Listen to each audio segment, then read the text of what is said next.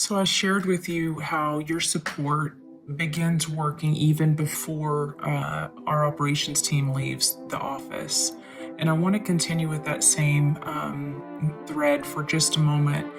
Um, but I also want to share with you a heroic story of rescue. One of our constituents, one of our passengers who is a believer, who is being hunted by the Taliban for his faith.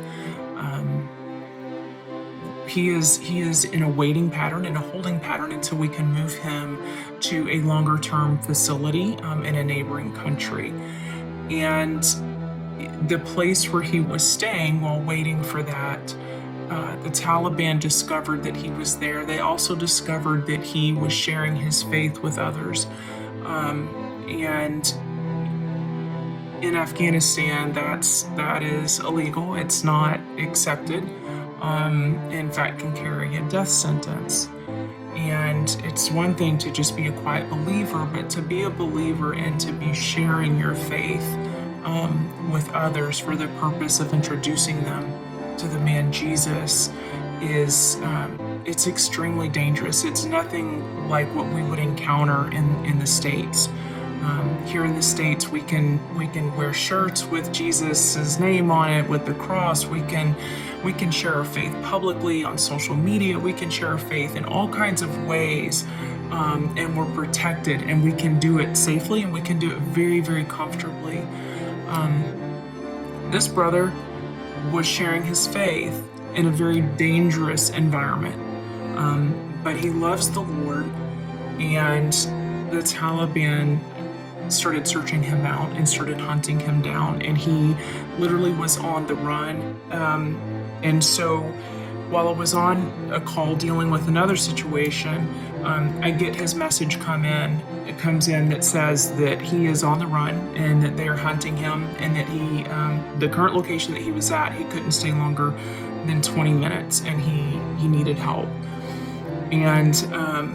And so I made a phone call to a personal friend and contact of mine who's in country. And the neat thing about this is God will use anyone, and God will use situations to reach people in the most unlikely of ways. And this gentleman is not a believer, but has been exposed to the faith, has been exposed to prayer nights and to church, and has never felt more at peace than when he attended one of our prayer nights. And so I reached out and told this friend the situation for we'll call him M for M. And he dropped everything that he was doing right then and there. This is not a believer. This is not a Christian. He stopped everything he was doing and went and rescued this man, this brother, this believer, and went out of his way, far above expectation. Drove to go find him, to meet him, to pick him up, retrieved his legal documents that he wasn't able to carry out with him because he ran out quickly, and put him in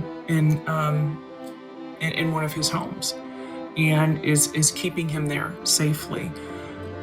The beauty of ministry, the beauty of this work, is not only are we able to minister to a fellow brother and sister in harm's way in a very hostile nation, but God is using this situation to minister to this other man who is seeking.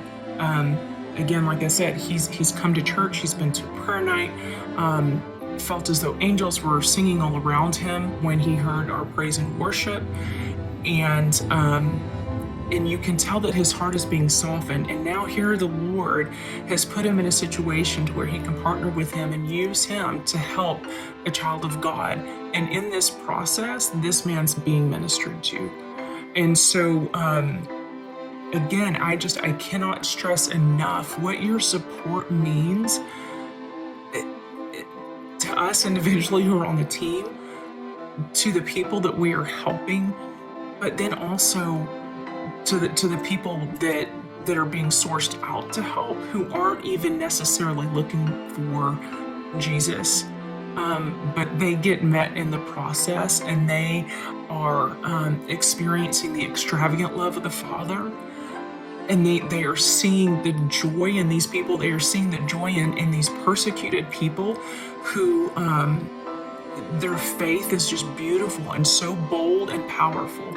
And so again, your support, it begins working the second it leaves your mouth, the second it leaves your pocketbook. Your support is working. It is already being activated in miraculous ways and in multifaceted ways. And so I'm going to call this other friend who's helping us, Sam. And if you would just join me in praying for Sam, just for his heart to continue to soften and to know the love of the Lord as he witnesses these persecuted believers loving the Lord and loving others. Thank you for your contributions. Thank you for your support. Thank you for your prayers, especially. They mean the world to us, and we can't do this work without that. So stay tuned for more. There are so many more miraculous stories that I want to share with you. God bless you. Maranatha.